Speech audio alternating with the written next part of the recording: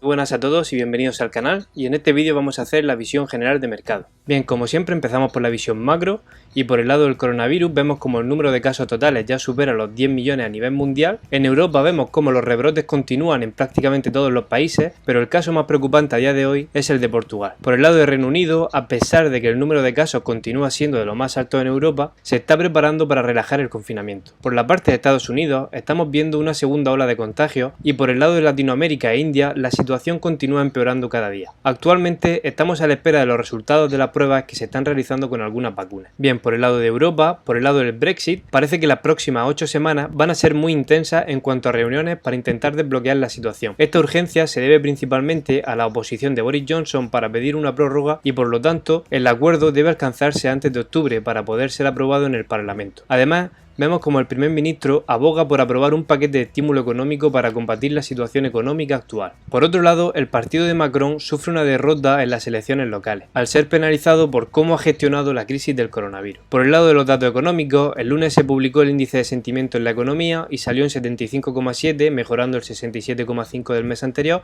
pero fue peor de lo esperado por los analistas, que esperaban 80. La oferta monetaria siguió creciendo a 8,9%, por encima de las expectativas del 8,5%, y los PMI de servicios salieron en 47,3 contra los 30,5 anteriores, y los PMI industriales en 46,9 contra los 39,4 anteriores. Por el lado de Estados Unidos, el programa de ayudas al desempleo vence el 31 de julio y Trump continúa insistiendo en que desincentiva la búsqueda de empleo. Por el lado de la Fed, Powell advierte que deben mantenerse las ayudas dado que más de 40 millones de estadounidenses, es decir, 1 de cada 4, han solicitado subsidios por desempleo. A nivel de datos macro, se publicó la venta de viviendas de segunda mano con una caída hasta 3,91 desde 4,33, mejoraron los PMI de servicios hasta 46,7 contra 37,5 anterior, y el industrial salió en 49,6 contra el 39,8 previo, así como los pedidos de bienes duraderos, que salieron en 15,8% contra menos 18,1% anterior. El consumo personal salió en 8,2% contra el menos 12,6% del mes anterior, y el sentimiento del consumidor salió en 78,1 contra el 72,3 previo, aunque ambos datos de consumo salieron por debajo de las estimaciones de los analistas. Bien, vamos a ver ahora el aspecto técnico de mercado, y por el lado del S&P 500, tal y como esperábamos, el S&P 500 se ha mantenido dentro de su rango de consolidación, pero la secuencia de máximos que se está desarrollando es claramente bajista. Para el mes de julio veo una probabilidad muy alta de que finalmente se rompa el soporte de 2930, dando lugar a una corrección hacia 2700-2770. Por el lado de la resistencia hay 3 niveles clave ahora. En primer lugar, la directriz que nos une los máximos decrecientes. En segundo lugar, la resistencia más cercana la encontramos en torno a los 3167 puntos, desde donde espero que en caso de continuar el rebote y se rompa la directriz que hemos comentado, se produzcan rechazos. Y por otro lado tenemos la zona de resistencia estructural en 3230 puntos. Como veis, nuestra visión continúa secada a la baja a corto o medio plazo. Por el lado del DAX, tal y como esperábamos, el DAX se ha mantenido dentro de su rango de consolidación lateral.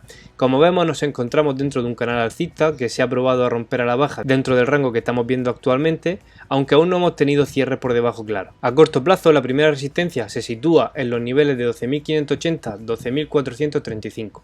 Si se rompe esta resistencia, es probable que veamos una nueva rotación hacia la resistencia en los 13.000 puntos.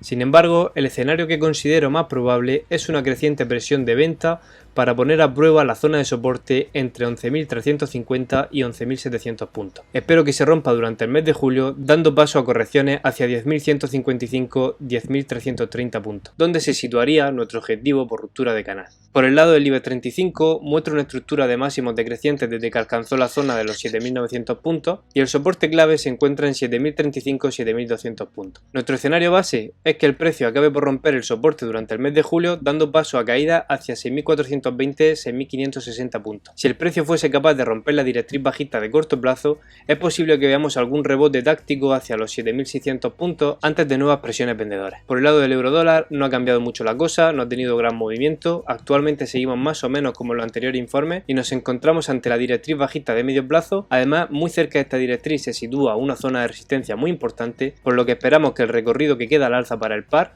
sea bastante escaso. Y desde la zona actual, o tal vez un poco más arriba, en torno a los 1.14, el precio retome nuevamente la caída para buscar nuevamente esos 1.07 y más tarde los 1.05. Por el lado del oro, finalmente ha roto la estructura lateral al alza, ofreciendo cierres claros por encima de los 1.766 puntos. Nuestro objetivo más probable para el oro es que continúe con la subida hacia la zona de los 1.870 puntos y más tarde atacar máximo histórico. Como veníamos avisando en anterior informe, nosotros hemos añadido más posición de oro a cartera. Nuestro escenario más negativo pasaría por tener cierres por debajo de los 1.744 puntos y si este fuese el caso, nuestro escenario más probable sería una rotación a la zona de soporte del rango, en torno a los 1.677-1.658 puntos. Por el lado del Brent, si tomamos una perspectiva más amplia del petróleo, vemos como la zona donde nos encontramos actualmente representa una resistencia muy interesante. Por un lado tenemos el 38,50% de FIBO de toda la caída anterior y por otro lado, en torno a los 45,64 puntos, encontramos una zona de suelos que ahora debería actuar como resistencia. Nuestro escenario más probable a corto plazo sería una corrección hacia niveles de 37 puntos aproximadamente,